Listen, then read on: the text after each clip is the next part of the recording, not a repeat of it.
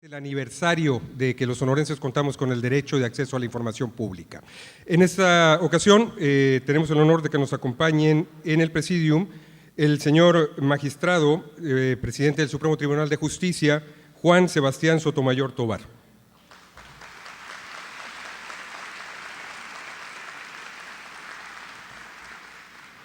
La doctora Guadalupe García de León Peñuñori, vicerrectora de la Unidad Regional Centro de la Universidad de Sonora, en representación del rector.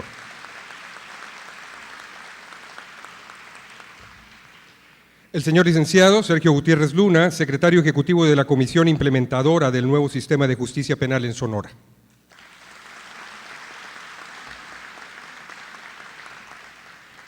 Nuestro vocal presidente del ITIES, el contador Ricardo Hurtado Ibarra.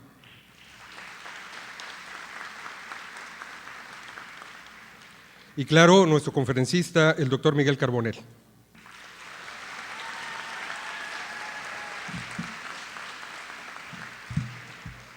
También en este evento nos acompañan señoras y señores funcionarios del Poder Judicial Estatal, maestras y maestros universitarios, también alumnos, algunos de ellos que hicieron viaje especial desde la ciudad de Navojoa, de Caborca también nos acompañan aquí. Muchísimas gracias a todos ustedes. Compañeras y compañeros del Instituto de Transparencia. Si nos lo permiten, escucharemos primero un breve mensaje del presidente del Instituto de Transparencia Informativa, contador Ricardo Hurtado.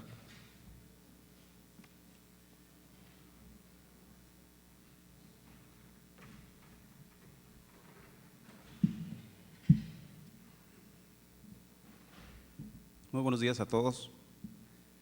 Señor presidente del Supremo Tribunal de Justicia, señora vicerrectora de la Unidad Regional Centro de la Universidad de Sonora, señor secretario de la Comisión Implementadora del nuevo Sistema de Justicia Penal en Sonora, doctor Carbonell, señoras y señores, permítame primeramente, en nombre del Instituto de Transparencia Informativa, agradecerles a los señores su participación en este evento, al que también nos congratula que nos acompañen las señoras y señores jueces y funcionarios del Poder Judicial Estatal. De igual manera, nos complace la asistencia de maestros y funcionarios de la Universidad de Sonora, especialmente a los grupos de jóvenes alumnos, en quienes lo hemos dicho en forma repetida, vemos a los que mejor manera habrán de aprovechar el ejercicio del derecho de acceder a la información pública.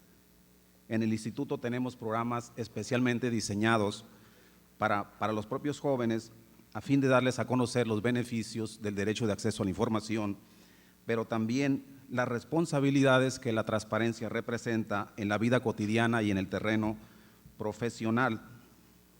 Y justamente uno de los grandes compromisos en ese sentido es prever desde este momento la mejor forma en que habremos de conjugar las obligaciones de, por una parte, dar la máxima publicidad a los procesos judiciales en el nuevo sistema de juicios orales y por la otra garantizar la protección a la intimidad y hasta el honor de las personas. Para este tema hemos invitado al doctor Miguel Carbonell, de quien sobra hacer mayores presentaciones, pues es sobradamente reconocido tanto en el ámbito de la transparencia como en el derecho en general. Vamos entonces simplemente a subrayar el interés que tenemos en el instituto de proteger los datos personales y que vemos es muy bien compartido con todos ustedes, profesionistas y estudiantes del derecho. Nos complace pues que nos estén acompañando en este otro evento dentro de la sexta semana de la transparencia, en la cual en días pasados hemos celebrado ya también importantes conferencias en las ciudades de Caborca y Ciudad Obregón, Sonora. De hecho, mañana miércoles estaremos continuando estas actividades con el segundo encuentro de archivistas de Sonora, donde hacemos la entrega de constancias a quienes cursaron el diplomado en gestión de archivos institucionales y de acceso a la información, mismos que estamos organizando en forma conjunta con la Universidad de Sonora, en quien queremos comentar que siempre hemos encontrado un aliado importante para todo lo que significa promover la cultura de la transparencia. Y en este punto quiero también reconocer la excelente disposición para apoyar la organización de esta conferencia que hemos tenido por parte de la señora oficial mayor del Supremo Tribunal de Justicia, la licenciada Josefina Sánchez Reyes, a quien le damos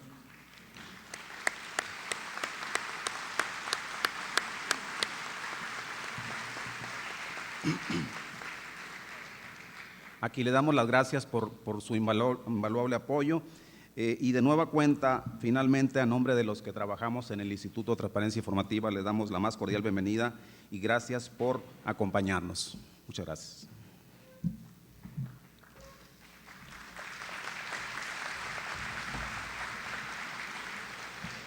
El señor presidente del Supremo Tribunal de Justicia del Estado de Sonora, el magistrado Sebastián Sotomayor, tiene también un mensaje para todos nosotros.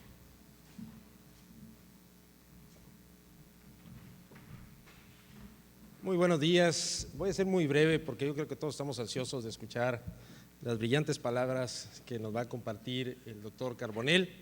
Primero que nada, quiero agradecer mucho al Instituto de Transparencia. Reconocemos completamente el esfuerzo de este instituto, lo complejo que ha resultado su evolución durante todo este tiempo que se ha desarrollado en esta sexta semana de la transparencia, además de ser un tema que nos tocó pues prácticamente ver nacer desde el Congreso del Estado en su momento, ver cómo ha evolucionado, cómo se ha trabajado y cómo esta cultura se ha estado asentando y fortaleciendo en el Estado de Sonora.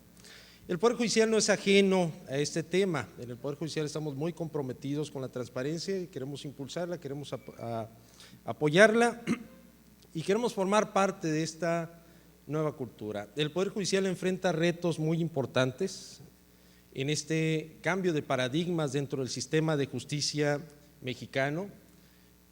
Iniciamos con este sistema de juicios orales y la oralidad que se ha venido implementando en muchos de los procesos y ahora con el sistema de control difuso de convencionalidad y constitucionalidad, que es otro tema que nos trae aquí muy atentos a juzgadores, a funcionarios y en general a todo el sistema público de administración de justicia.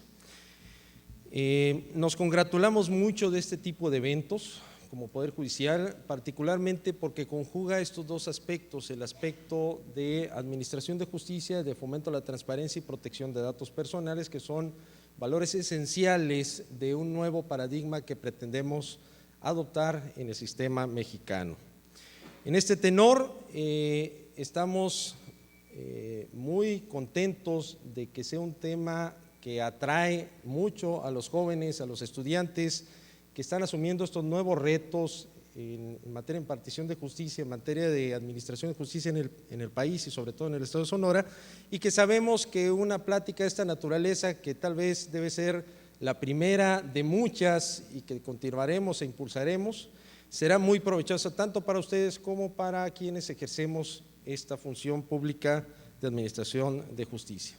Enhorabuena pues por un evento de esta naturaleza, por el compromiso que mantiene y que ha tomado el Instituto de Transparencia por impulsar esta cultura de transparencia y la protección de datos personales, y reiteramos públicamente a ese instituto y a la sociedad en general, sobre todo a los propios estudiantes de la Universidad de Sonora, nuestro compromiso como Poder Judicial para procurar una administración de justicia eficiente de la mano de la transparencia y sobre todo muy consciente, muy responsable y muy involucrada con las temáticas que se están elaborando. Yo pediría ahora sí, doctor Carbonell, que nos comparta este discurso tan anhelado que tenemos. Muchas gracias.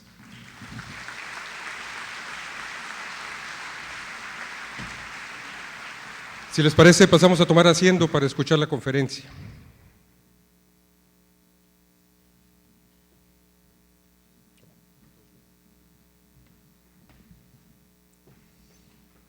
Bien, muy buenos días. Es para mí un gusto estar nuevamente en Sonora. Gracias al Instituto de Transparencia por su invitación, a los vocales con quienes desde hace años compartimos tareas, preocupaciones y ocupaciones.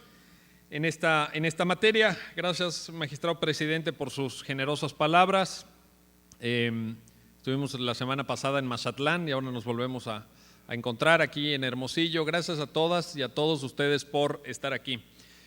Una disculpa por no venir tan elegante como los magistrados y magistradas que vienen hechos unos abogados completos. Yo pensé que iba a estar haciendo mucho calor, como normalmente me recibe Sonora, con mucho calor, hoy solamente con mucho calor humano, no tanto climático, digamos, pero por eso vine un poquito más sport, una disculpa por eso. Miren, el tema que hoy nos convoca, lo decía ya bien el magistrado, es un tema delicado porque están en juego varios derechos humanos.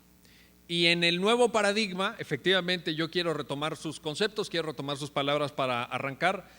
En el nuevo paradigma no hay certidumbre, no hay certeza de hasta dónde llegan unos derechos y hasta dónde llegan otros. ¿Por qué? Porque las reglas del juego cambiaron. Yo no sé si la mayor parte de quienes están aquí presentes sean abogados en ejercicio, formen parte del Poder Judicial o sean estudiantes de Derecho, que veo algunos que hay, pero lo cierto es que para todos y cada uno de nosotros, las reglas que hoy están vigentes, ojo, y estoy diciendo bien, las que ya están vigentes, no se trata de un proyecto, no se trata de una iniciativa, no vengo a platicarles de una idea o de una teoría, les estoy hablando del derecho positivo mexicano, cambiaron. ¿Por qué cambiaron? Por dos motivos principales. Una reforma constitucional en materia de derechos humanos publicada el 10 de junio de 2011 que nos dice que los tratados internacionales tienen rango constitucional. O sea que nosotros tenemos los derechos que dice la Constitución que tenemos, pero también todos aquellos derechos que están en los tratados. Primer reto. ¿Por qué? Pues vamos a decirlo con todas sus letras. ¿Quién en México conoce a fondo los tratados internacionales de derechos humanos? Está difícil, ¿no? ¿Nos formaron en ese paradigma? ¿Nos enseñaron en las escuelas y facultades de Derecho? Yo creo que no en general. Bueno, yo hablo por mí, yo no puedo hablar por ustedes, ¿verdad? En la Facultad de Derecho de la UNAM, alguien que estudió en la década de los años 90 del siglo pasado, que fue un buen estudiante, que tomó con buenos profesores, a mí no me enseñaron los tratados internacionales de derechos humanos. Ahora viene la reforma de 2011 y dice, todos estos tratados no solamente son vigentes, ya lo eran, tienen rango constitucional. Esto es, valen igual que la Constitución, primer elemento. Segundo elemento, ¿por qué han cambiado las reglas? Porque tenemos, lo dijo muy bien el magistrado, un desafío enorme que se llama control de convencionalidad. Que ese, si quieren, se los explico otro día con calma porque no es el objeto de esta charla, pero nada más les digo esto.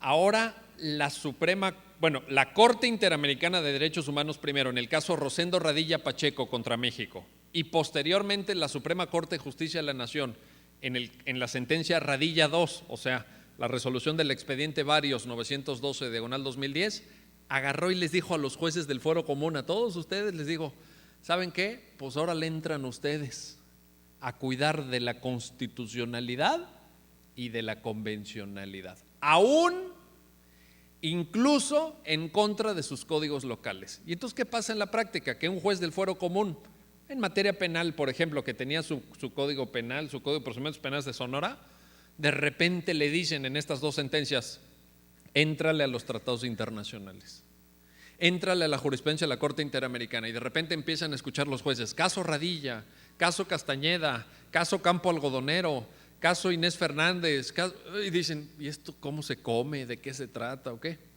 Amigos, las reglas cambiaron. Hoy se hace más imperativo que nunca aquel mandamiento del abogado que decía Eduardo J. Couture, decía, estudia.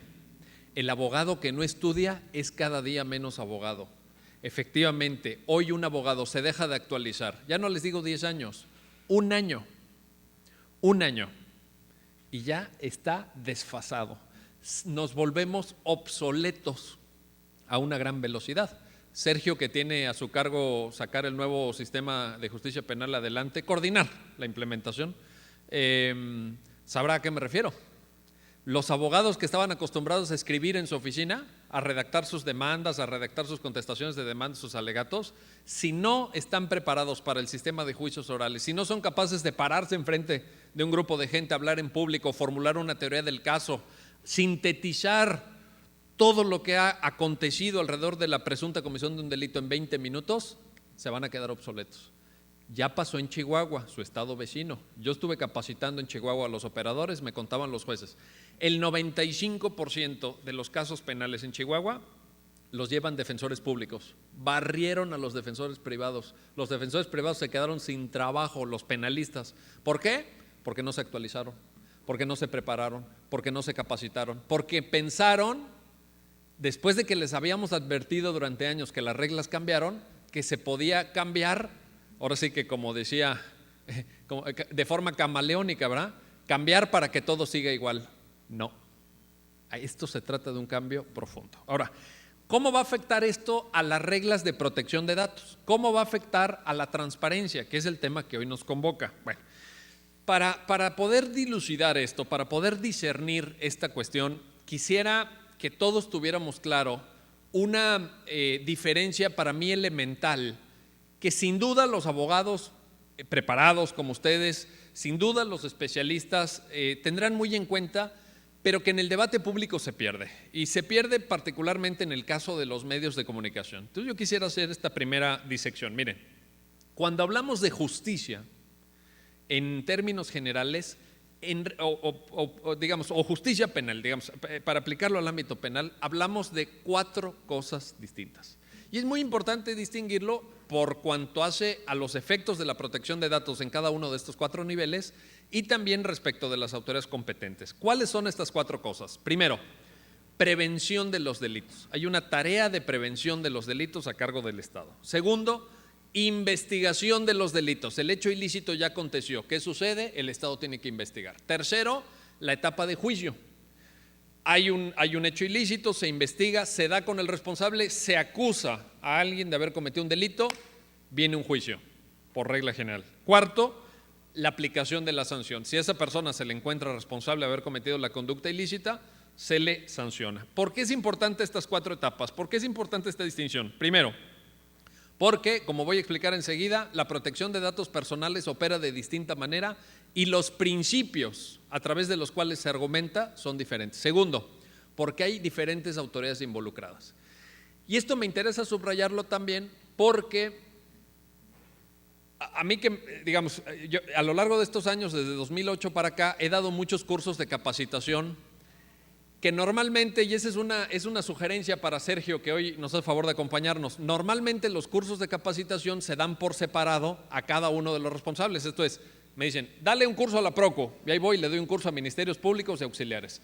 Dale un curso a los jueces, y ahí me sientan a los jueces y a los magistrados, hablo con ellos. Da un curso para defensores, todo separado. Error. ¿Por qué? Los cursos tienen que ser conjuntos. Tiene que estar la gente ahí sentada, primero para que entienda la integralidad del sistema, y segundo, para que se ventilen las dudas. ¿Por qué? Voy con los ministerios públicos y ¿de qué se quejan los ministerios públicos? ¿Saben de qué se quejan? De los jueces. Los jueces los sueltan, los jueces toman dinero para soltarlos, hay mucha corrupción. Voy con los jueces. ¿Qué dicen los jueces? Esos MPs no saben investigar. Debería ver cómo nos mandan los cuadernos de investigación, les dan dinero para no reunir los elementos, se hacen tontos a propósito. Voy con los que aplican las sanciones en la cárcel y digo, oye, pues ¿cómo no quieres que lo deje salir? Mira, le pusieron 4 meses por un robo agravado. ¿Sí me explicó? El ciudadano que dice, uno como especialista puede saber dónde está la responsabilidad, yo lo intuyo muy bien, sé dónde están los cuellos de botella, sé dónde están los incentivos para la corrupción. El ciudadano que dice, el ciudadano está indefenso, el ciudadano no entiende esto y hay que explicárselo.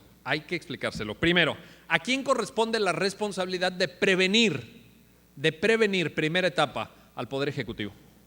¿Por qué? Porque a su cargo están las policías. ¿Cómo se previenen los delitos? Se previenen con policías en las calles, se previenen con estrategias, se previenen con inteligencia policíaca para ver dónde están los puntos delicados, dónde están asaltando, dónde están robando, cómo se metieron a la casa. ¿Eso quién lo hace? El Poder Ejecutivo. Segundo, investigar, la Procuraduría. ¿Quién tiene que llevar a cabo las investigaciones? El órgano especializado en dilucidar cuándo aconteció un hecho ilícito, quién lo cometió, etcétera, etcétera. Juzgar, Bueno, aquí es importante señalar una cosa. La reforma de 2008 crea dos figuras judiciales nuevas. Esto es muy interesante, creo yo. Crea los jueces de control o jueces de garantía, que no existían y que van a tener competencias muy sustantivas en el nuevo paradigma de justicia penal, y crea los jueces de ejecución penitenciaria o jueces de vigilancia penitenciaria o de ejecución de penas, como le quieran llamar, que ya deberían de estar funcionando. ¿Ya están funcionando aquí en Sonora? Perfecto, entonces ya van retrasados. Ya llevan 1 año y medio de retraso, ya llevan 1 año y medio violando la Constitución, fíjense nada más. No, se los digo en serio, pero no lo digo yo, lo dice el transitorio de la reforma. Tenían 3 años para esto, del 19 de junio de 2008 al 19 de junio de 2011, perdónenme, estamos a diciembre de 2012. No lo digo yo, lo dice el calendario, vaya. O sea, no lo tomen a mal, pues.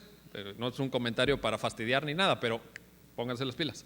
Jueces de ejecución. Ahora, el asunto está en cómo estos jueces, tanto los jueces de control como los jueces de vigilancia penitenciaria, van a hacer su trabajo respecto a la protección de datos. Y nada más por último, para terminar esta parte. ¿Quién es el responsable de aplicar la sanción? Medularmente los encargados del sistema penitenciario, pero ahora con la vigilancia de los jueces. Los jueces se tienen que meter a los reclusorios. Y aquí hay una confusión que ya está pasando en las 10 entidades federativas donde tienen el nuevo sistema, ojalá no pase en Sonora. Se piensa que los jueces de ejecución penitenciaria son jueces que revisan que no se les pase el plazo máximo de la sentencia. Fuiste condenado 6 años, que no te quedes 7 años. Los jueces van a estar pendientes de eso. No, tienen que ver todo.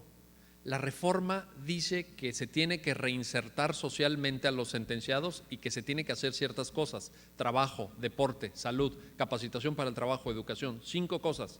El juez tiene que verificar que eso se lleve a cabo. Para eso están los jueces, para eso son jueces de vigilancia penitenciaria. Hacinamiento, ¿qué hacemos con hacinamiento? Ejemplo, en el DF tenemos las cárceles al 200% de la capacidad. ¿Qué quiere decir esto? Tenemos espacio para 19,000 personas, hoy van a dormir en los 10 reclusorios del DF 40,000 personas. ¿Qué hacemos? ¿Los jueces tienen algo que decir o no? Yo creo que sí.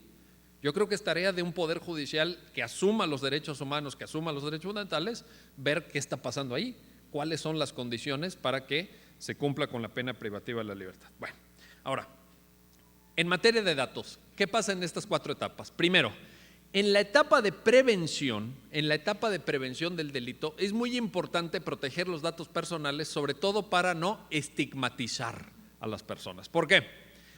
La policía recibe una noticia: hubo un asalto en el Oxxo de la avenida tal. Aquí afuera debe haber un Oxxo. ¿Cuál es la avenida esta? ¿Sí o no? Estoy seguro que aquí afuera hay un Oxxo, ¿sí o no? En cada esquina de México hay un Oxxo. ¿Cómo se llama la de aquí afuera? Avenida Revolución, seguro. En todos lados hay una avenida Revolución. Colosio. Aquí en la Colosio, en el Oxxo de la Colosio hubo un asalto. Y entonces los policías inmediatamente estigmatizan, inmediatamente etiquetan. ¿Quiénes es probable que hayan cometido el asalto? Jóvenes, tatuados, con el cabello largo, con look de pandillero, ¿no? Pantalones caídos, camisetas sin mangas, etcétera. Entonces, es muy importante que no se transmitan estos perfiles porque acaban estigmatizando. Por ejemplo, en Estados Unidos esto se tiene muy estudiado. El 80% de las revisiones carreteras espontáneas que hace la policía recaen sobre personas de color. Pero las personas de color solamente son el 18% de la población. O sea, el 18% de la población sufre el 80% de las revisiones espontáneas, sin ningún tipo de motivo, nada más con efectos preventivos. De ahí la importancia de guardar, digamos, o preservar ciertos datos personales. En la etapa de investigación les pongo 3 problemas que en Sonora seguramente les van a preocupar y que tendrán que dilucidar. Primero, el artículo 16, a partir de la reforma de 2008, dice que tiene que haber un registro de detenidos. Tiene que haber un registro de detenidos. Artículo 16 de la Constitución. Pregunta: ¿ese registro de detenidos tiene que ser público o privado? ¿Se puede consultar o no? ¿Se tiene que subir en línea o no se tiene que subir en línea? ¿Por qué? Y les confieso, bueno, los comisionados saben que yo soy un abanderado de la transparencia y que yo he luchado por la apertura informativa del gobierno y todo, pero les confieso que aquí tengo mis dudas. Ahí les va. Fíjense, detiene, aquí tienen alcoholímetro, en Sonora y como en el DF, alcoholímetro, ¿no? Bueno, sí saben qué es el alcohol. En el DF los viernes en la noche ponen ahí patrullas, detienen gente, etc. Suponte que cae un artista famoso o el hijo de un político o un político en estado etílico. Lo detienen, tiene que formar parte del registro de detención y a lo mejor le aplican una sanción, 12 horas de arresto, 20 horas de arresto, lo dejan ir en la mañana o le dejan ir hasta que hable alguien, no sé. Pero bueno, el chiste es que forma parte del registro de detención. ¿Se van a aprovechar de eso los medios, sí o no? ¿Le va a causar un daño, sí o no? ¿Cuál es la sanción que determina la ley? Un arresto. Usted venía manejando en estado etílico, tiene que tener un arresto de 20 horas. Pero la sanción social, ¿de qué tamaño va a ser? Enorme, ¿sí o no? ¿Lo hacemos público o no lo hacemos público? Ahí está el asunto. Ahora, dirán ustedes, no, pues para que no se aprovechen, no lo hacemos público. Es más, este político le había dicho a su esposa, estoy en una junta, estoy trabajando a tantas horas porque estamos terminando el plan estatal de desarrollo. Bueno, no, ¿qué dije estatal? Quería decir nacional. Quería decir el plan nacional de desarrollo. Bueno. Igual que lo agarran en estado etílico, ¿verdad? Y a lo mejor hasta con malas compañías. ¿Lo hacemos público? Dirán ustedes, no. Pero del otro lado yo les pregunto, ¿para qué sirve un registro de detención privado? ¿Para qué sirve un registro de detención secreto? Que nada más lo conozca la policía. ¿Cuál es el objetivo que se propuso la Constitución? Evitar la tortura. Evitar la dilación en la entrega del detenido al MP. Dice la Constitución, lo tienes que entregar de inmediato. Eso no pasa. Muchas veces los traen dando vueltas, en lo que los extorsionan, en lo que los llevan al cajero, los llevan a su casa para sacar dinero. El registro decía, informa rápido para ver que no te hayas excedido en el tiempo de la detención. ¿Lo hacemos público? ¿No lo hacemos público? Ahí está el dilema. Al final del día, porque llevo muchos años pensándolo, o sea, sí me cuesta, decir una u otra cosa, pero después de muchos años de pensarlo, creo que son más los beneficios de que sea público. Creo que tiene que ser público.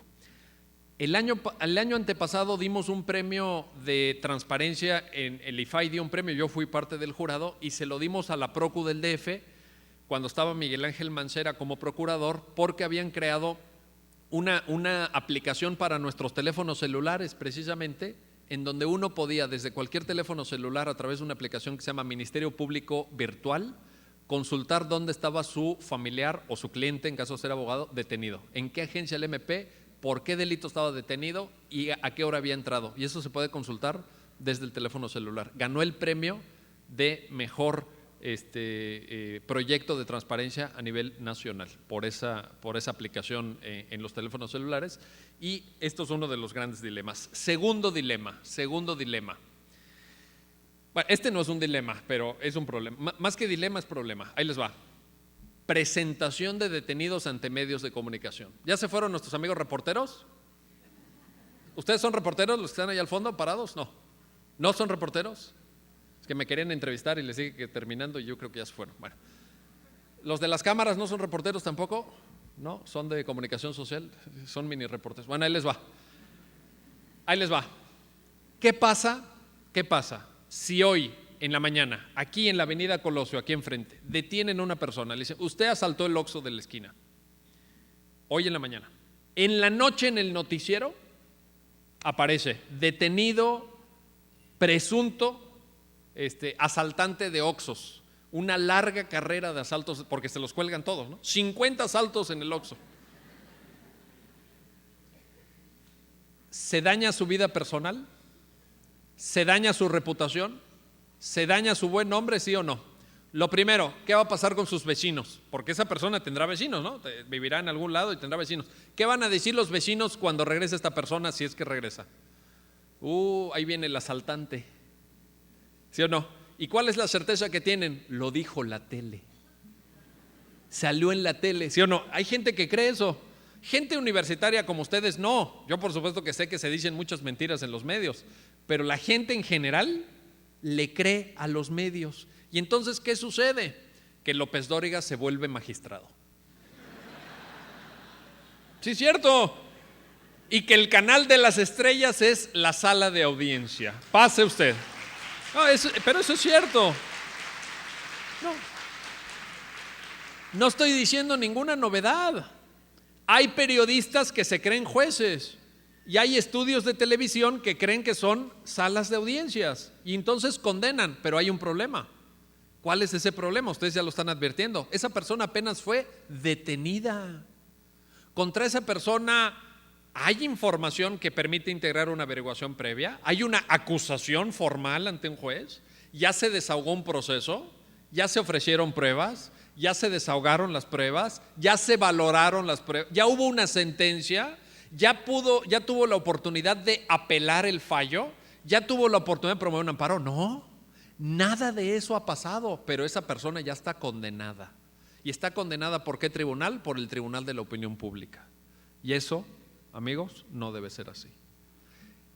La presentación de detenidos viola la presunción de inocencia, que es una presunción no nada más intraprocesal, sino que en una dimensión nueva que acaba de construir la Corte Interamericana de Derechos Humanos tiene un significado extraprocesal. Esto es, yo necesito ser presumido inocente ante el juez que me va a juzgar, por supuesto, pero quiero ser presumido inocente allá afuera, con la sociedad, con mis vecinos, con mi familia, con mi jefe en el trabajo, porque hay gente que los corren por haber sido exhibidos como presuntos delincuentes.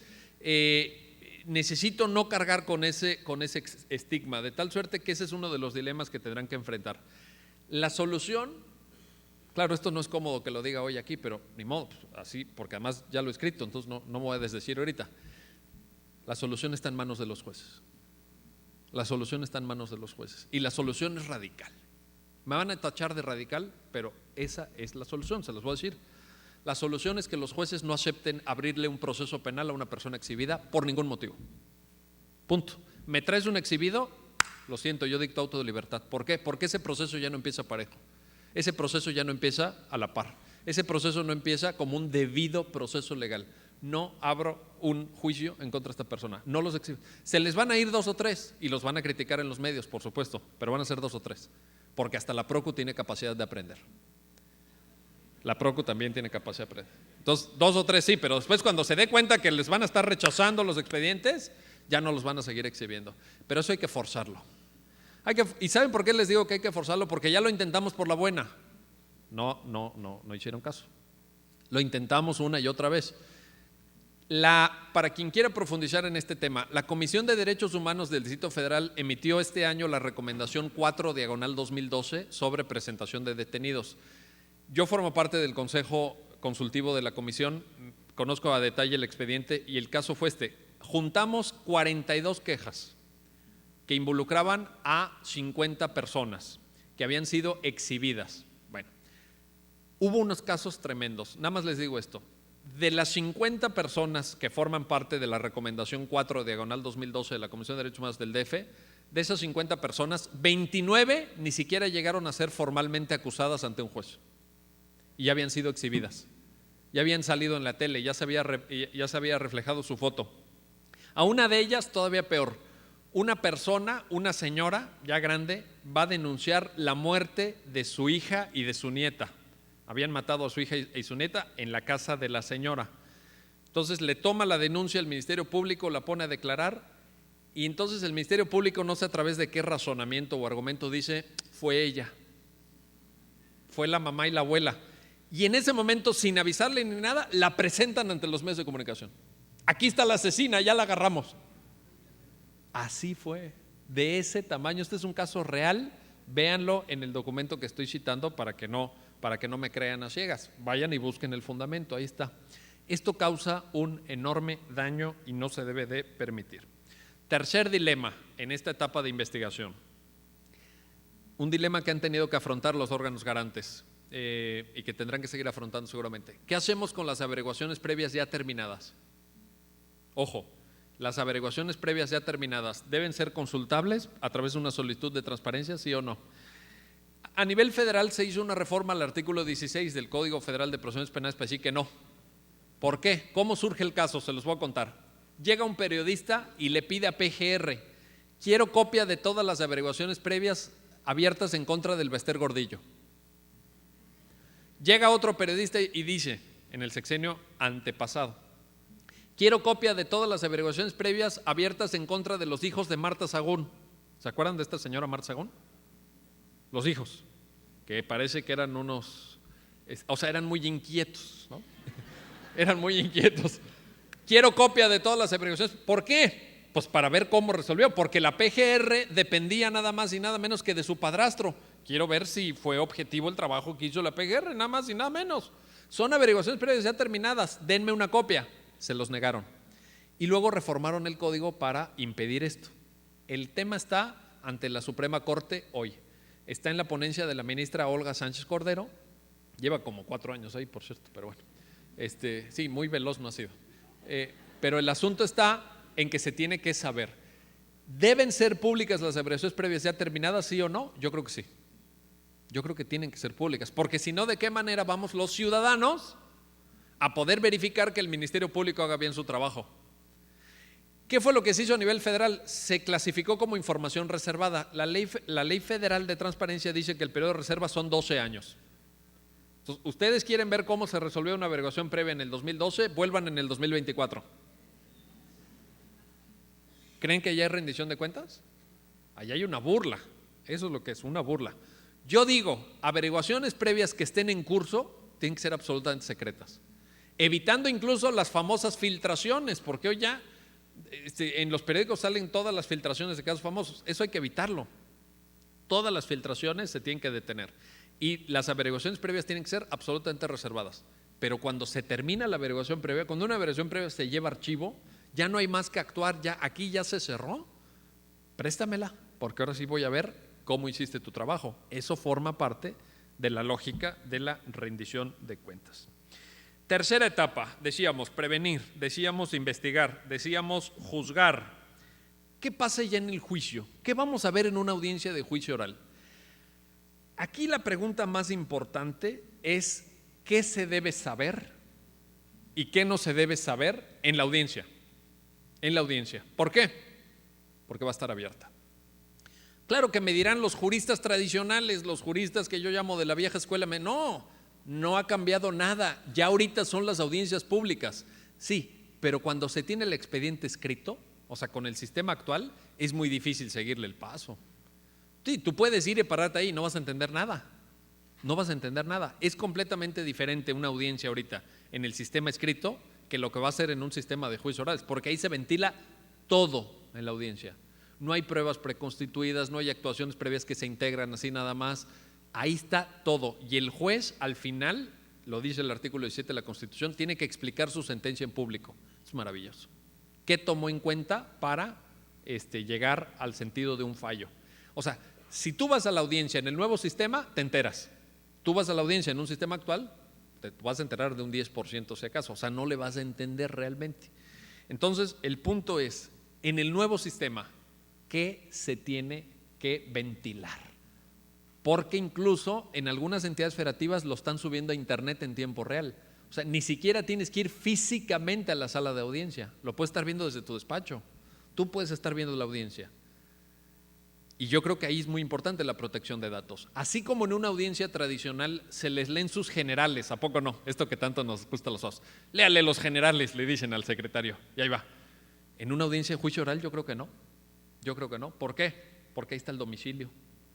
Y en un sistema de juicios orales, en donde todo se va a ventilar, en donde van a estar ahí los familiares del acusado, van a estar los familiares de las víctimas y todo, se nos van a venir abajo los testigos. Se los digo con todas sus letras. Los testigos van a decir, ay, ¿qué creen? Que no me acuerdo. Que mejor ya no, porque van a ver ahí a los familiares. ¿Pero de quién? Del procesado. Claro, van a ver a sus familiares también, pero ¿les va a dar miedo, sí o no? Entonces hay que cuidar lo más posible. Claro, esto ha sido una de las críticas al nuevo sistema. Yo he escuchado mucho que dicen, es que el nuevo sistema nadie va a querer testificar. Sí, nada más les digo esto, el nuevo sistema está pensado para que se reduzca la importancia de los testimonios. El nuevo sistema se tiene que basar las condenas en prueba técnica. Déjenme les digo esto, hoy el 80% de las sentencias condenatorias en México, que son aproximadamente 140,000 a nivel nacional, en el Foro Común hay 140,000 sentencias condenatorias cada año en materia penal. El 80% de esas sentencias se basa en evidencia no técnica. En evidencia no técnica. ¿Qué quiere decir esto? Confesiones y testimonios. nada más. Pruebas de ADN, para nada. Pruebas pericial, balística, grafoscópica, etcétera, una mínima parte, un 20% nada más. Todo se basa en prueba no técnica. En Estados Unidos hay estudios psicológicos que demuestran que la prueba no técnica, o sea, cuando tú le dices, ¿tú lo viste cómo robó, cómo asaltó, cómo vea? Pues sí, ¿y cómo era? Pues de unos 60, moreno, 65 kilos, o sea, como el 80% de los mexicanos. Ese era. Y es muy fácil que la policía agarre y presente a ese mexicano. Aquí está. ¿Verdad que era este? Sí, cara redonda. ¿Sí me explico? Esas pruebas no técnicas en Estados Unidos, los estudios demuestran que son fácilmente falseables, que se pueden equivocar. Y con eso estamos condenando. Con eso estamos condenando. El nuevo sistema, ¿qué tiene que hacer? Desarrollar capacidad técnica para que haya evidencia científica que le permita un grado de certidumbre al juez. Que el juez sepa que cuando está mandando a la cárcel a una persona, efectivamente es responsable de haber cometido un delito. Y aquí les pongo 3 tipos de sujetos para que piensen, porque son temas muy delicados, o temas o sujetos. Primero, menores de edad. Cuando el menor es una víctima, cuando un testigo es menor de edad, etcétera, ahí necesitamos una especial protección. Pueden ser videotestimonios, por ejemplo, tomar el testimonio en una sala remota, tomar el testimonio con una mampara, tener un distorsionador de voz, impedir que quienes asisten a la audiencia puedan tener contacto visual con el menor, en fin, buscar algo, pero no puedes tratar a un menor, sea víctima del delito, sea testigo en el caso, como si fuera un adulto. Ahí necesitas una especial protección precisamente de sus datos personales. Segundo, las propias víctimas. ¿Qué pasa con las víctimas del delito? ¿Las vas a tener ahí? Sí, claro. ¿Van a declarar? Por supuesto, pero no puedes leer su domicilio y que se esté transmitiendo su domicilio por internet o que quede guardado en una grabación que cualquiera va a poder pedir el día de mañana. No puedes decir dónde trabaja. O sea, y sin embargo eso no quiere decir que no consten sus generales en algún sitio. ¿Quién tiene que tener los generales de la persona que está rindiendo testimonio? El administrador del juzgado. Recuerden que en el nuevo sistema va a haber una parte administrativa que ya no van a ser los jueces, por eso los jueces están tan contentos con el nuevo sistema. Los jueces están felices con el nuevo sistema, porque los jueces en el nuevo sistema, ¿qué hacen? Juzgar. Hoy los jueces se encargan de todo, desde la papelería, desde que esté limpio el juzgado, desde que si vino o no vino el ayudante, etcétera. Olvídense, va a haber un administrador de juzgado. Sergio, administrador de juzgado, es muy importante. Y esos tienen que llevar los generales, esos registran los generales. En la audiencia, el juez ya no le pregunta a usted, a ver, su nombre, dónde estudió, dónde vive, cuántos hijos tiene, etcétera. Eso ya no se permite preguntar eso en la audiencia, porque pones en riesgo al testigo, porque pones en riesgo a la víctima. Tercera cosa para que le piensen, delitos sexuales, violación, abuso sexual, estupro, pederastia, etcétera. Eso genera un estigma. ¿Por qué genera un estigma y por qué merece un tratamiento especial separado, distinto? Porque nuestra sociedad es una sociedad profundamente prejuiciada. Hay muchos prejuicios en México, es una sociedad profundamente machista, es una sociedad que estigmatiza, que etiqueta. Y una persona que pudo haber sido víctima de un abuso sexual naturalmente de forma involuntaria, queda ya estigmatizada. Dice, ahí viene la violada, ¿no? Ahí viene la abusada. Entonces, esto no se puede permitir. No podemos, en aras de la publicidad procesal, en aras de los juicios públicos, someter la dignidad de una persona a ese tipo de efectos perniciosos o negativos. Cuarta etapa. Aplicar la sanción. Bueno, aquí el dilema para el tema que hoy nos convoca es, son fundamentalmente 2. Primero, ¿qué hacemos con los antecedentes penales? Esto es, se sanciona a una persona. Dice, usted fue responsable de haber robado el Oxxo. Perfecto. Cumple la sanción, está 4 meses en la cárcel, sale, le queda el antecedente penal. ¿Qué hacemos? ¿Se pueden pedir o no se pueden pedir? ¿Quién lo puede pedir? ¿Las bases de antecedentes penales son públicas o no son públicas? ¿Forman parte de la transparencia o no forman parte de la transparencia? ¿Qué efectos deben tener? ¿Se deben borrar o no se deben borrar? Y aquí déjenme les cuento la experiencia norteamericana porque es muy interesante. En Estados Unidos todas las sentencias son absolutamente públicas y están en internet, de cualquier juez, de cualquier nivel, de cualquier materia. Y hay empresas que sistematizan las bases de datos. ¿Por qué? Porque Estados Unidos, igual que México, es una federación, tiene una jurisdicción federal y tiene jurisdicción en cada una de las entidades federativas, y entonces están las bases de datos segmentadas. Hay una empresa que levanta todos esos datos, los sistematiza y vende la información a otras empresas, de tal suerte que tú dices, yo tengo una empresa que fabrica llantas, quiero contratar a mi jefe de contabilidad. Quiero saber si mi jefe de contabilidad al que voy a contratar, aquí está el candidato número 1, quiero saber si mi jefe de contabilidad fue condenado alguna vez por fraude. Me interesa saber si es fraudulento o no. Sí, claro, me interesa porque va a llevar las cuentas, va a llevar el dinero, es mi director de finanzas. Esa empresa te lo vende. Suena bien, ¿no? ¿Cuál es el problema? Si ese contador cometió un fraude a los 18 años, por decir algo, y ahora tiene 50, ese estigma lo va a perseguir por siempre, porque no se borran las bases de datos. Otro ejemplo, los delincuentes sexuales en Estados Unidos tienen que avisar en qué domicilio viven, y en el condado en donde van a vivir se publica el domicilio y hay unas bases de datos y se les avisa a los vecinos. No pueden vivir a menos de 1 kilómetro o 2 kilómetros, depende del estado, de las escuelas. No se pueden acercar a parques públicos, no pueden ir a instalaciones deportivas donde concurran niños. Si llega un violador a tu vecindario, te va a avisar el sheriff del condado. En esa casa vive un violador. Suena bien para prevenir los delitos, pero el estigma que le causas a esta persona es impresionante. En la ciudad de Miami hay un puente, en uno de estos highways muy modernos, muy amplios, con 16 carriles, en donde viven aproximadamente 80 personas condenadas por delitos sexuales. Viven ahí a la intemperie desde hace como 5 años. ¿Por qué? Porque no han encontrado vivienda. Nadie les quiere alquilar una vivienda. Y donde pudieron haber alquilado vivienda, está junto a una escuela, está junto a un parque, está junto a un deportivo, y no libran la distancia. Si tú alquilas una casa teniendo esa prohibición, te vuelven a meter a la cárcel. ¿Qué hacemos? ¿Qué hacemos? ¿Hay un derecho a la reinserción social, sí o no? ¿Hay también un derecho a la información de la sociedad para saber si el vecino es un delincuente? ¿Si el vecino es un pederasta? ¿Si el vecino abusó de niños? ¿Si el vecino es un violador consuetudinario? ¿Está difícil el dilema, sí o no? Yo estoy poniendo nada más el dilema. No tengo una respuesta, no sé qué hacer. En Europa, por ejemplo, está prohibido utilizar esto. Usted violó, está bien, usted se va 15 años a la cárcel. Ahora, usted sale como una persona nueva. Usted rehaga su vida, usted busque un trabajo, usted busque una vivienda, usted intente salir adelante. En Estados Unidos nunca se da esa oportunidad. ¿Qué debemos hacer? ¿Estados Unidos o Europa? O un modelo intermedio mexicano, ¿no? Como siempre, a la mitad. Bueno, veamos qué hacemos. Yo les pongo el dilema porque creo que existe. Última cosa, y con esto termino. Se está empezando a discutir un tema que se llama el derecho al olvido digital. Se los pongo en una pregunta. ¿Tenemos derecho a que Google se olvide de nosotros? Preparé un texto que es con el que quiero cerrar esta conferencia para plantear bien este dilema.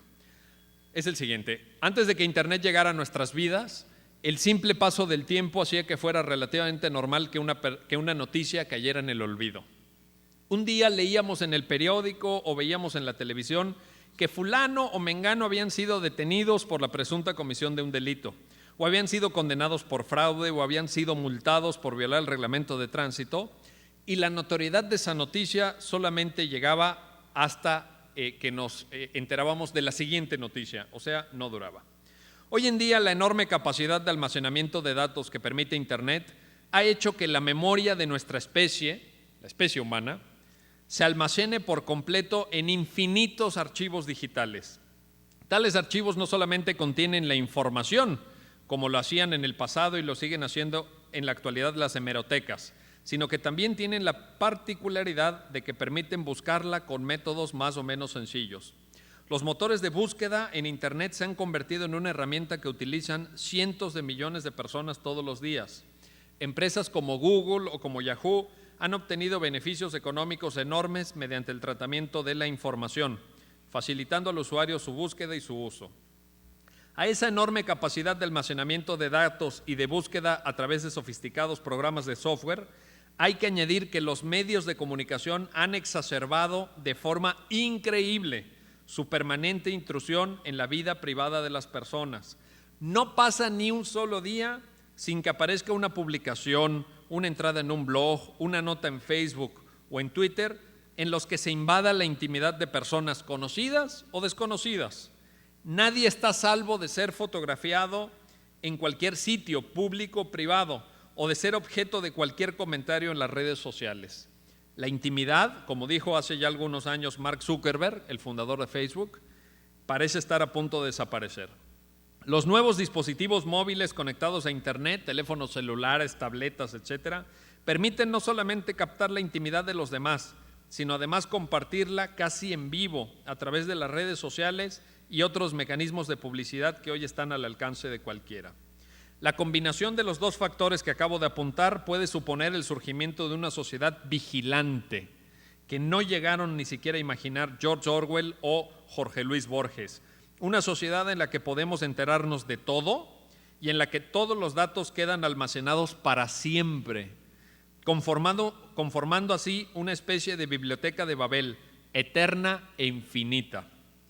Estamos ante una improbable, pero ya presente mixtura del gran hermano orwelliano con la memoria de Funes, ese trágico personaje inventado precisamente por Borges para poner en evidencia la tragedia de no poder olvidar. Ahora esa tragedia se ha hecho planetaria y permanente. Muchas personas, millones de ellas, escriben y publican cosas en Internet pensando que se trata de una especie de acto de ciencia ficción que en ningún caso tendrá efectos en el mundo real. Abundan los adolescentes que sin mayor reflexión suben a las redes sociales comentarios subidos de tono, fotos de sus fiestas, muchas veces en estado francamente inconveniente, o informaciones relativas a su más estricta intimidad. Y lo mismo puede decir de muchos adultos, a los que el simple paso del tiempo no les ha generado ningún tipo de madurez emocional o sentido de la vergüenza. Tal parece que hay personas que usan las redes sociales como una especie de consulta psiquiátrica, en la que se pueden depositar ansiedades, frustraciones y deseos sin que haya ningún tipo de consecuencia. Lo cierto es que cada vez resulta más evidente que el mundo digital y el mundo real no pueden separarse. Lo que hagamos en nuestros perfiles de redes sociales va a terminar repercutiendo, para bien o para mal, en el mundo real. No hay separación posible entre estos dos ámbitos. Una chica de 16 años en Estados Unidos posteó en Facebook que estaba, entre comillas, totalmente aburrida en su trabajo y la empresa para la que trabajaba simplemente la despidió. Resulta que de una u otra manera el comentario llegó hasta el conocimiento de su jefe, quien juzgó que era una pésima publicidad para su empresa y que no podían permitirse ese tipo de desahogos por parte de los empleados. Una chica de 16 años le pareció fácil un viernes en la noche, estaba en la oficina, decir, estoy completamente aburrida, ya me quiero ir. Despedida por publicar eso en Facebook. Una profesora de preparatoria, Stacy Snyder, subió a MySpace. MySpace es una red que fue muy popular antes de Facebook, como High Five, etc. Stacy Snyder subió a MySpace una foto suya disfrazada de pirata y sosteniendo en la mano una taza de plástico mientras esbozaba una sonrisa equívoca. Tituló a su foto así, Drunken Pirate, pirata borracho. Esa foto fue el motivo por el que no le permitieron seguir dando clase en la preparatoria en la que impartía o en la que desarrollaba su tarea docente. Snyder recurrió ante los tribunales, demandó a la escuela, los que le negaron la razón con el argumento de que esa foto no estaba amparada por la libertad de expresión que protege la Constitución de Estados Unidos. Si quieres darle clase a muchachos de preparatoria, le dijeron los jueces a Snyder, debes transmitir una conducta ejemplar. Si te tomas fotos en las que parece que estás borracho y lo divulgas en las redes sociales, la escuela que te contrata tiene derecho a despedirte. Tan duro, pero tan claro. Lo peor de todo es que de la foto no se infiere con claridad si Snyder estaba en efecto borracha, o a lo mejor estaba nada más haciendo una broma con quienes estaban en la fiesta, o se trataba simplemente de una convivencia con sus amigos. La descontextualización informativa es otro efecto perverso de lo que subimos a las redes sociales. Y otro caso muy llamativo fue lo que le sucedió a la esposa de un alto cargo del Estado alemán. Esto no viene en el texto que preparé, pero se los cuento entre paréntesis. En Alemania hay una canciller, que es la jefa de gobierno, Angela Merkel, muy famosa, Casi nadie lo sabe, pero por encima de Angela Merkel hay un presidente de la República Alemana. La esposa de este presidente sufrió por no existir, sufrió lo que les voy a contar enseguida. Esta persona, esta señora, había sido incorrectamente identificada por una revista como exprostituta. Esta publicación la había señalado, ofreciendo supuestos detalles de su etapa como trabajadora sexual. Se publicó el alias con el que trabajaba, el nombre y la dirección del prostíbulo e incluso las tarifas que cobraba por sus distintos servicios profesionales prestados. La propia interesada había desmentido la información, que al parecer no tenía ningún tipo de sustento, sino que más bien era una especie de venganza contra la carrera política de su marido. O sea, por intentar hacerle daño al marido, dijeron, esta señora es exprostituta y sacaron toda esa información. El problema principal, sin embargo, es que al poner en Google el nombre de la señora en cuestión, ya ven que Google te autocompleta la búsqueda. O sea, empiezas a escribir y te sale palabras, usted seguramente le interesa esto. Las palabras de autocompletar que Google ofrece después del nombre de la señora son prostituta, score, rec district, call girl, causando de esa forma un grave daño a la honra, vida privada y derecho a la buena reputación de la señora. ¿Qué es lo que sucede? Que a partir de esto se empieza a plantear el derecho al olvido digital, el derecho a que las redes se olviden de nosotros, el derecho a que Internet no nos recuerde más. Deberíamos tener derecho a conocer la información de que una persona cometió un delito, incluso si lo cometió siendo muy joven. Deberíamos de saber si el profesor que le da clases de deportes en la primaria a la que van nuestros hijos fue condenado por pederastia. Deberíamos de saber si el cajero del banco que está recibiendo nuestros depósitos fue condenado por fraude hace unos años, o deberíamos de darle ese dinero a ciegas, o deberíamos de poner la integridad física de nuestros hijos en manos de un pederasta sin saberlo, de un pederasta que ya pagó su sanción, obviamente fue condenado, salió. ¿Debería eso de repercutir o no debería repercutir? Eso es el derecho al olvido digital precisamente. El problema es que los juristas tradicionales frente a este fenómeno dicen, no te preocupes, ejerce tu derecho de réplica. Si alguien dice de ti que hace 20 años trabajaste como prostituta o como prostituto, no importa, escríbele una carta al periódico. Perfecto. Supongan que el periódico te publica la carta. ¿Qué pasa si cuando pones tu nombre en Google te sacan la noticia principal en el número 1 y la réplica en el número 800? ¿Alguien va a ver la referencia número 800? Sí, porque Google te saca 5,000 referencias. La réplica te la sacan en el número 800. ¿Alguien va a llegar hasta el número 800? Se van a quedar en la primera página, como hacemos la mayoría, ¿sí o no? En Google, cuando buscas una cosa, buscas la primera página, a lo mejor la segunda, si no en WhatsApp, cuando más la tercera. No, nunca llegas a la página 75. Vaya, a menos que seas un obsesivo.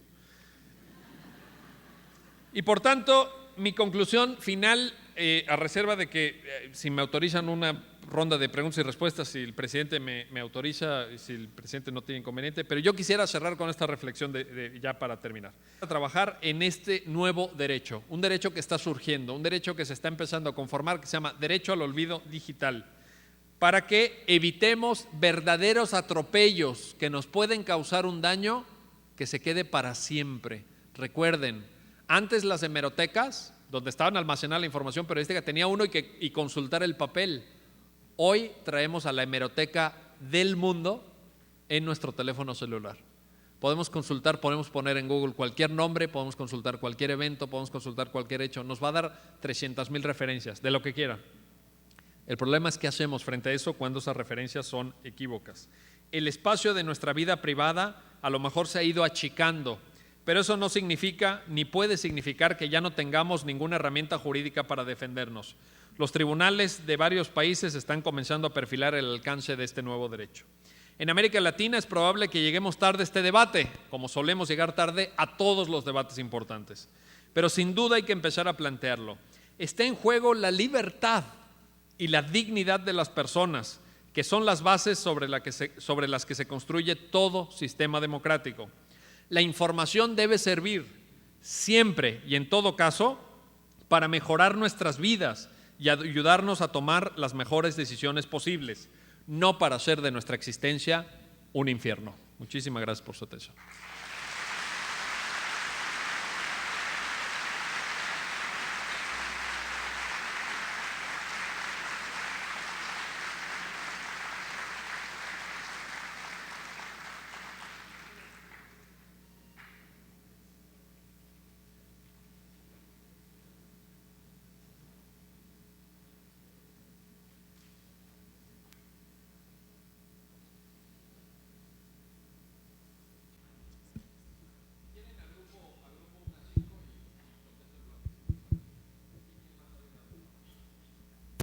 Sí, buenos días. Tuve la suerte de ser capacitada por usted para hacerme cargo de derechos humanos y víctimas del delito en la Comisión Estatal en 2005. En ese entonces se creía mucho en la red de atención a víctimas del delito. Entonces quisiera que nos aclarara qué tan importante es que realmente se implemente una coordinación de servicios a nivel estatal y municipal para poder llevar a la víctima cada uno de los beneficios a que tiene derecho en la restitución de sus, redundantemente, sus derechos. Gracias.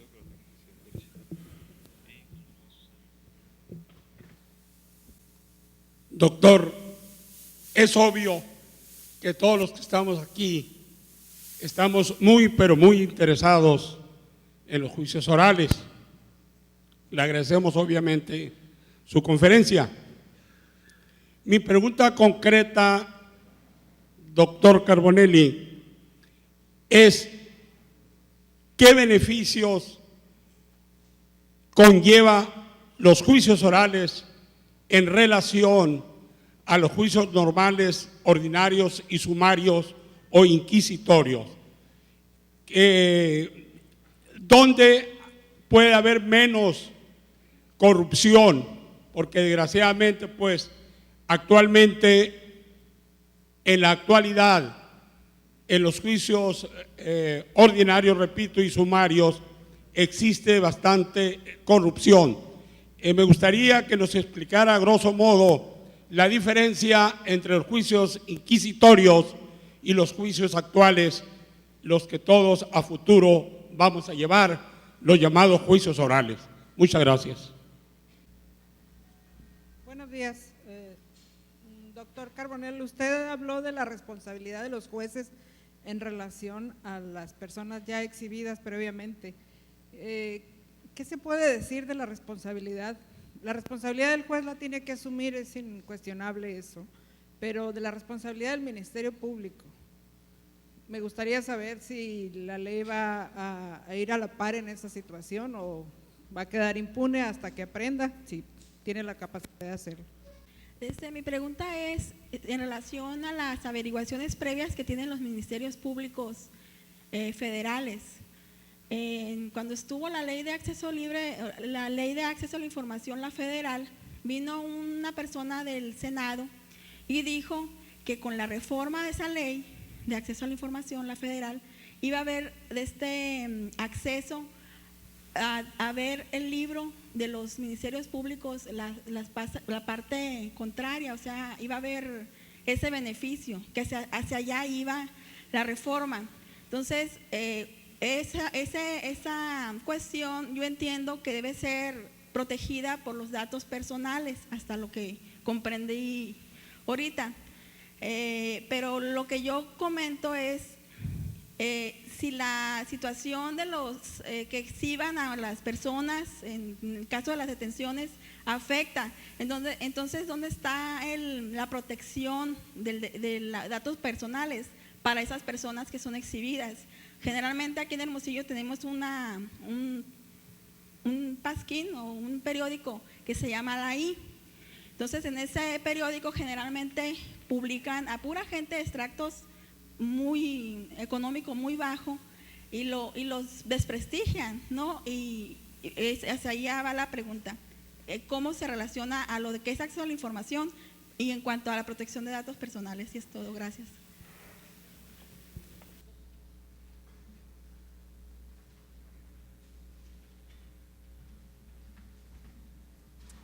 Bien, gracias por sus preguntas. Apunté 5, voy a intentar responderlas.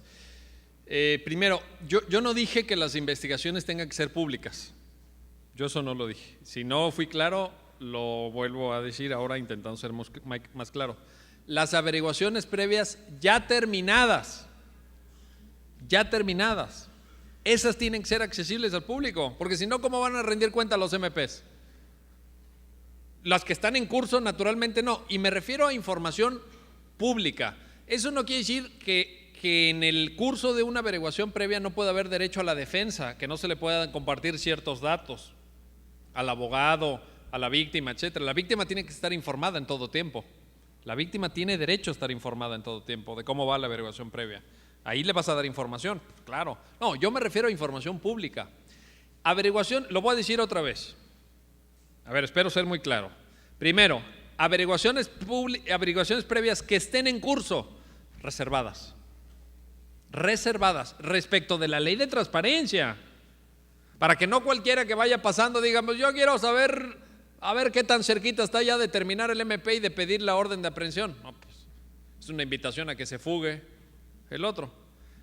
Ahora, averiguaciones previas ya terminadas, ¿tienen que ser información pública, sí o no? Yo digo sí.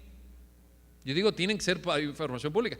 Claro, pueden haber en las averiguaciones previas ya terminadas datos personales. ¿Qué hacemos? Generar versiones públicas. Se generan versiones públicas como cualquier otro documento que involucre datos personales, pero que se da en ejercicio de la ley de transparencia. ¿Cómo? Generando una versión en donde se protejan esos datos personales. ¿Tiene que haber un servicio de atención a víctimas? Sí. La respuesta es sí. Y lo más integral posible, porque la víctima en el nuevo sistema se convierte realmente en un protagonista. O sea, en el nuevo sistema de juicios orales, la víctima no es un agregado, no es un apéndice. La víctima es el objeto principal de tutela y garantía del Estado. La víctima del delito en el centro de la política pública de atención del Estado. Es absolutamente indispensable. Y además, con un elemento que conecta también con la tercera pregunta y que yo quisiera enfatizar, para que luego no se desencanten más adelante, porque a lo mejor nos volvemos a ver en 5 años y dicen, uy, aquello que tú decías que los jueces orales, pues la verdad no funcionó. No, ahí les va. El sistema, el nuevo paradigma, decía el presidente y decía bien, el nuevo paradigma del enjuiciamiento penal mexicano a partir de la reforma de 2008 descansa para su éxito en una sola columna. Está en el artículo 17 de la Constitución y se llama Métodos Alternativos de Solución de Controversias. Tenemos que sacar un buen número de casos antes de juicio. ¿Por qué? Porque si ustedes quieren tramitar la cantidad de causas que hoy tramita el sistema con juicios orales, no se va a poder. De una vez se los digo, no se va a poder. Tienen que buscar las salidas alternas, pero hay que apostarle fuerte. No nos vaya a pasar como con la jurisdicción civil, que fue un fracaso. Yo no sé si hay magistrados civiles aquí o jueces civiles, perdón que se los diga, pero fue un fracaso y es un fracaso. ¿Por qué? Porque el conciliador, que normalmente es un abogado, no está preparado. Llegas a la audiencia de conciliación y el conciliador sienta a las partes, ya saben, no pueden entrar los abogados para que no distorsionen. Sienta a las partes y les dice, ¿se van a arreglar o no? A ver, ya, ¿se van a arreglar o no? Por ejemplo, en una audiencia de divorcio, ¿no? Ahí están los dos cónyuges, se están divorciando, ya uno piensa que el otro, bien. ¿Se van a arreglar o no? Rápido porque tengo la siguiente audiencia. Ya, tienen 5 minutos. O sea, a ver, ¿usted cree que si nos fuéramos a arreglar estaríamos aquí? Estaríamos de luna de miel en Acapulco. O sea, ¿usted cree que estaríamos aquí? Por supuesto. Entonces, en cambio, cuando un buen conciliador, un buen mediador es activo. No espera que las partes propongan la solución. Él pone en la mesa la solución. Mire, le conviene más esto, le conviene más lo otro. Este es el escenario A, este es el escenario B, este es el escenario C. Así nos puede ir en cada etapa. Esto es lo que va a suceder más adelante. Arréglense ahorita por esto, por esto, por esto. Tenemos que apostarle a ese secreto. Y para eso, señora, para eso las víctimas tienen que merecer un trato exquisito. ¿De qué se quejan muchas víctimas en los sistemas donde ya están funcionando? De que no fueron atendidas porque la persona responsable de haber cometido el delito no fue a la cárcel. Aunque se le reparó el daño, no fue a la cárcel. Entonces hay que explicarlo. Hay que decirle las ventajas, las desventajas. Hay que hacer un trabajo muy fino con las víctimas y con sus derechos. Tercera pregunta, ¿cuáles son los beneficios de los juicios orales en comparación con los juicios actuales? ¿Qué pasa con la corrupción? ¿Cuál es la diferencia entre un sistema inquisitivo y uno acusatorio, adversarial y oral? ¿Cuántas horas me dan para contestar esta pregunta? Pues es otra conferencia, ¿no? A ver, yo les digo esto. Yo sí creo, sinceramente lo creo, que el nuevo sistema de justicia el nuevo paradigma de justicia, los juicios orales son un paso hacia adelante. Yo sí soy un defensor del nuevo sistema. Yo creo que tiene muchas y muy poderosas ventajas. Yo he visto a los jueces, a los mismos jueces, las mismas personas, antes de que empezara el sistema de juicios orales y cuando ya están actuando en el sistema de juicios orales. Voy con los jueces antes y todos, no sirve, no es nuevo, no aporta nada, nos lo vendieron los gringos, es una imposición del Banco Mundial, tú eres cómplice, así, todos. 5 años después, vuelvo con los mismos jueces que ya llevan 2 años en el sistema, les digo, ¿cómo les va? Felices, encantados, dice, esto sí es ser juez, esto es lo que debí de haber hecho yo desde el principio de mi carrera. Claro, ¿por qué están contentos? Porque eso sí es juzgar. No lo de ahorita, debe ser terrible, con respeto para los aquí presentes, pero debe ser aburridísimo ser juez. Leer expedientes, leer proyectos, bueno, quien tiene vocación, pues está bien, pero se imagina una audiencia, se imagina lo que se debe de ser dirigir una audiencia, en ese momento dictar sentencia, nada de dictar sentencia 2 meses después, tener a la vista al testigo, tener a la vista al perito, ser protagonista de la confrontación de argumentos, estar desarrollando la psicología judicial. Eso es maravilloso, eso es el derecho en acción, eso es el derecho vivo. Y ustedes como jueces lo van a estar viendo, lo van a sentir, lo van a tener en las manos. ¿Qué tienen ahorita? A lo mejor no les aburre, pero ¿qué tienen ahorita? Fríos expedientes. Expedientes que suman miles y miles de hojas. ¿Qué diferencia hay en tener un sistema de grabación supermoderno, tecnológico, con DVDs, a tener agujas e hilos para coser expedientes?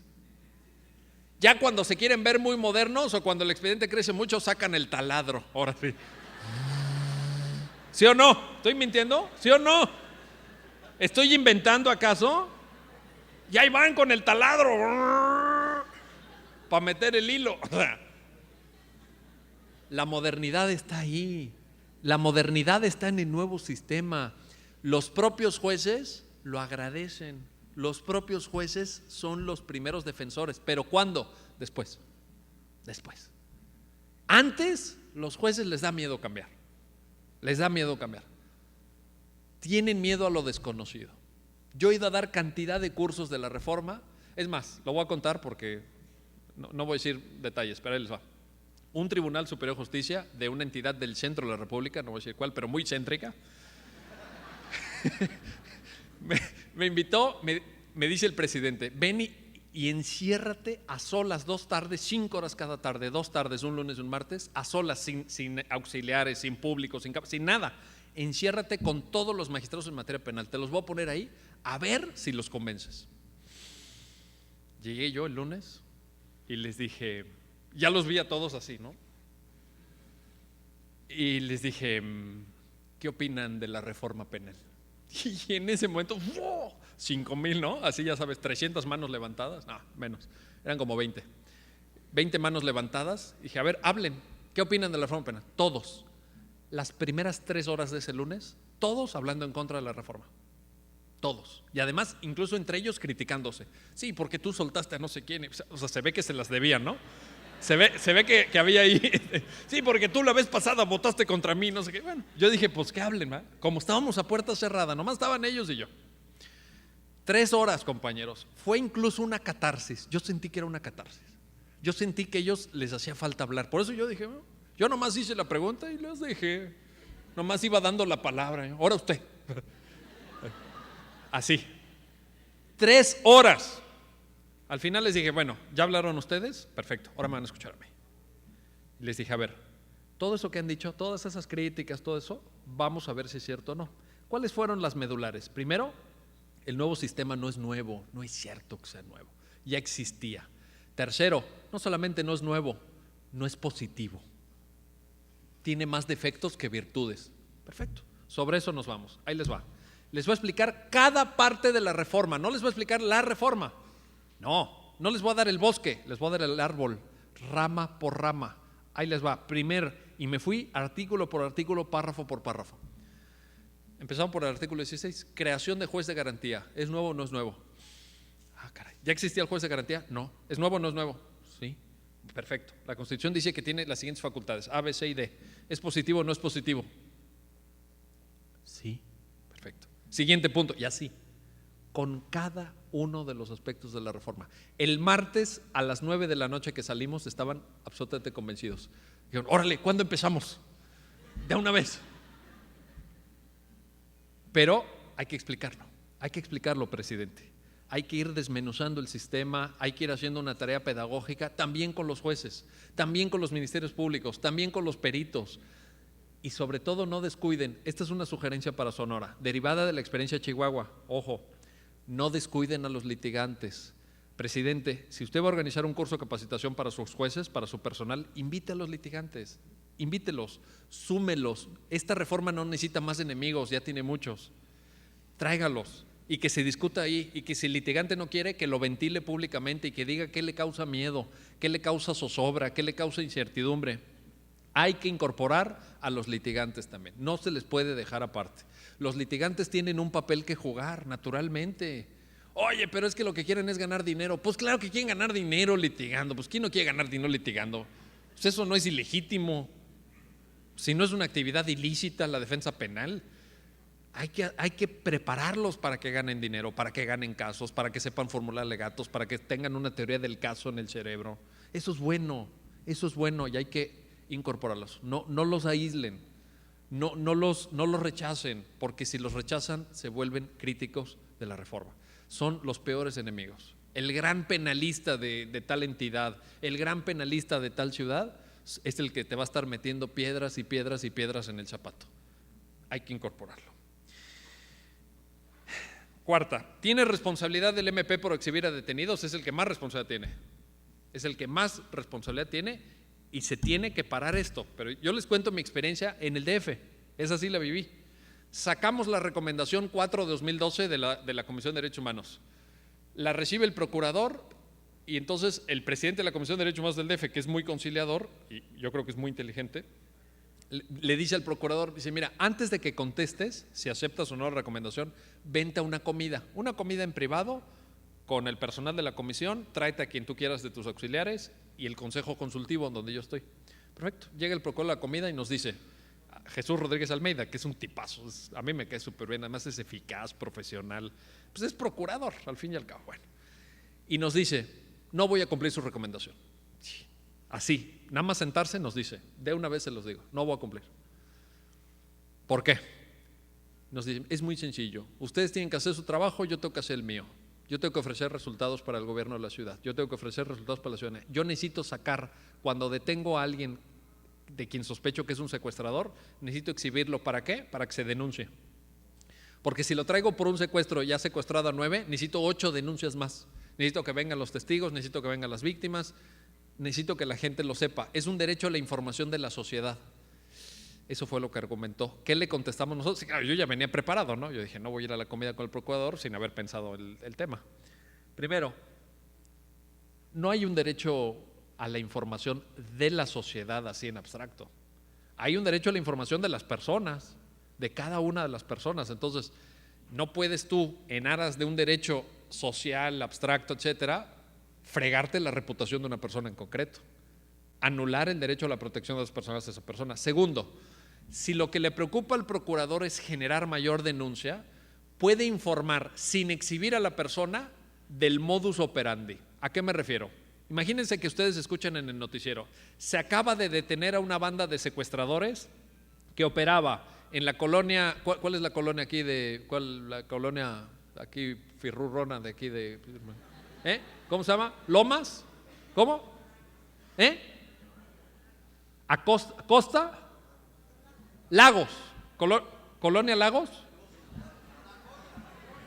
La Joya, cada quien tiene su punto de vista, ¿verdad? Bueno, La Joya por allá, los lagos por acá, las lomas por allá, no importa, en la colonia sí, donde vive la gente más, bueno, entonces, dice el procurador, se acaba de agarrar a una banda de secuestradores que operaba no sé qué, que secuestraba comerciantes y los agarraba sobre todo entre las 9 de la mañana y las 11 de la mañana. Allá hay un modus operandi, ¿sí o no? ¿Ustedes creen que si una persona fue víctima de esa banda no va a poder identificar eso? Con eso, no necesitas exhibirlo.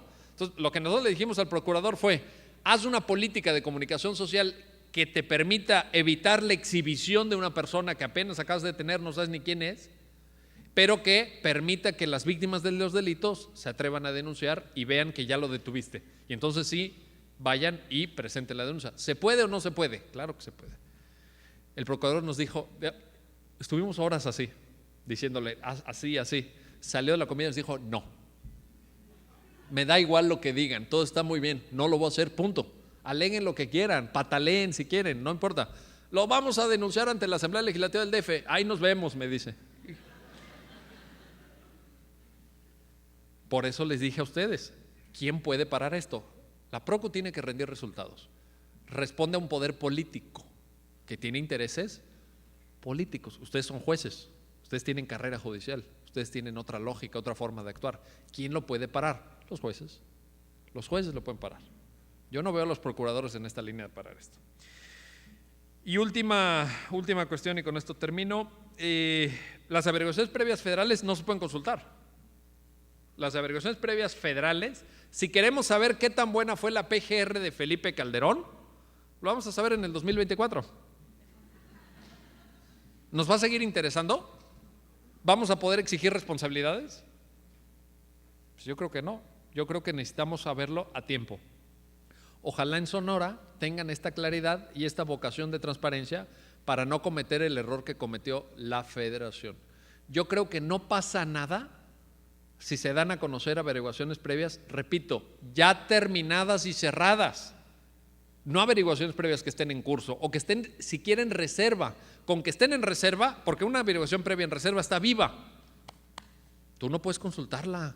Tú no puedes ir con el Instituto de Transparencia y decir: quiero esta averiguación, ordénale a la Procu que me dé copia de esta averiguación. No se puede, porque está viva la averiguación previa. Pero una ya cerrada, que ya está en el archivo, claro, porque si no, ¿cómo nos vamos a dar cuenta de cómo actuaron? Si no, ¿cómo va la sociedad a poder saber el desempeño de un área básica de la justicia?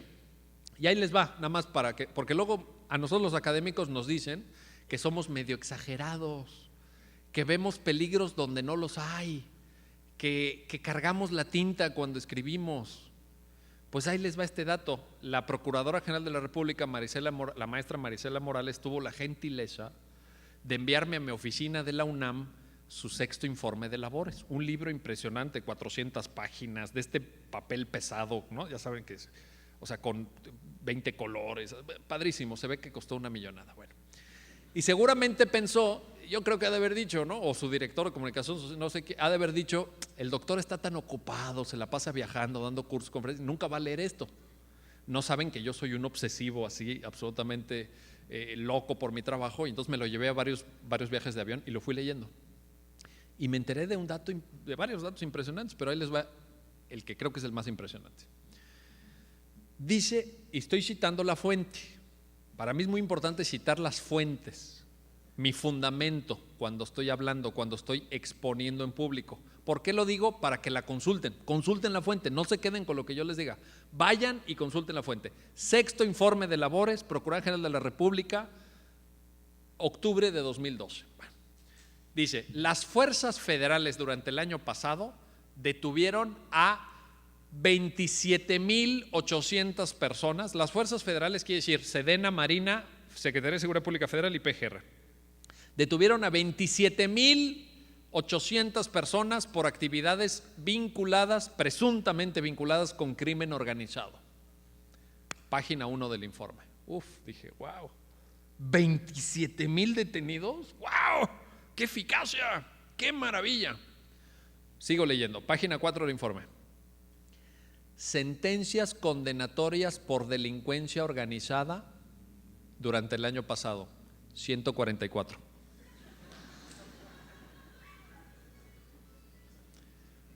¿Qué pasó ahí? ¿Tiene uno derecho a preguntar o no? Debería tener uno derecho a saber, sí o no, porque como que hay mucha diferencia, ¿no? O sea, ¿qué pasó con esos detenidos? 27,800 y nada más obtuviste 144 sentencias condenatorias. Algo pasó. Algo no está funcionando. ¿Son los jueces los que los sueltan? ¿Son los MPs los que no hacen su trabajo? Los detienen pero los mandan torturados y entonces el MP protector, como siempre ha sido de derechos humanos, no lo acepta. ¿No? Puede ser, no hay que ser mal pensado. Entonces, por eso creo que la transparencia es tan importante, por eso creo que necesitamos arrojar luz sobre nuestro sistema penal, porque hay muchas áreas opacas, hay áreas en donde necesitamos saber más. Necesitamos rendición de cuentas, necesitamos ver exactamente quién está haciendo bien su trabajo y quién no está cumpliendo con su tarea. Gracias nuevamente.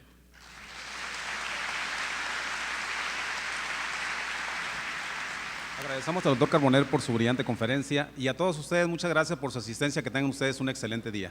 Muchas gracias.